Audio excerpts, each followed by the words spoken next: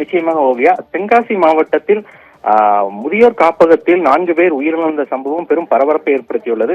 அந்த வகையில் தென்காசி மாவட்டம் சுந்தரபாண்டியபுரம் பகுதியில் அன்னை முதியோர் இல்லமானது செயல்பட்டு வருகிறது. இந்த இல்லத்தில் மாமிச உணவு சாப்பிட்டதன் காரணமாக அங்குள்ள முதியோர்களுக்கு உடல் உபாதையும் உடல் ஒவ்வாமை ஏற்பட்டுள்ளது. இந்த ஒவ்வாமை காரணமாக தென்காசி அரசு தலைமை மருத்துவமனையில் சிகிச்சைக்காக அனுமதிக்கப்பட்டுள்ள நிலையில் நேற்று முன்தினம் 3 பேர் உயிரிழந்தனர். அதனைத் தொடர்ந்து இன்று 4வதாக தனலட்சுமி என்ற மூதாட்டியும் உயிரிழந்த சம்பவம் தென்காசியில் பெரும் பரபரப்பை ஏற்படுத்தியுள்ளது. இதனைத் தொடர்ந்து நேற்று காப்பகத்தில் கோட்டாட்சியர் லாவண்யா மற்றும் மாவட்ட காவல் கண்காணிப்பாளர் அரவிந்த் ஆகியோர் நேரடியாக சென்று ஆய்வுகளை மேற்கொண்டனர்.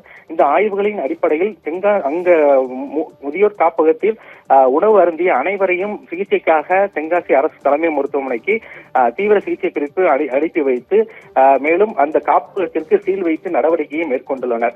மேலும் இதன் அடுத்த கட்ட நடவடிக்கையாக தற்போது கவனக்குறைவின் காரணமாக செயல்பட்ட அந்த காப்பகத்தின் உரிமையாளர் ராஜேந்திரன் என்பவரையும் கைது செய்து போலீசார் தற்போது விசாரணையை மேற்கொண்டு வருகின்றனர். இன்னும் சற்று நேரத்தில் அவரை நீதிமன்றத்திற்கு ஆஜர்படுத்தி விசாரணை மேற்கொள்ள உள்ளதாகவும் தகவல்கள் வெளியாகியுள்ளது. அந்த வகையில் உணவு ஒவ்வாமை காரணமாக 4 பேர் உயிரிழந்த சம்பவம் தென்காசியில் பரபரப்பை ஏற்படுத்தியுள்ள நிலையில் கவனக்குறைவாக செயல்பட்ட காப்பகத்தின் உரிமையாளரையும் கைது செய்த சம்பவம் தென்காசி மாவட்டத்தில் பெரும் பரபரப்பை ஏற்படுத்தியுள்ளது என்று கூற வேண்டும் ஓவியா.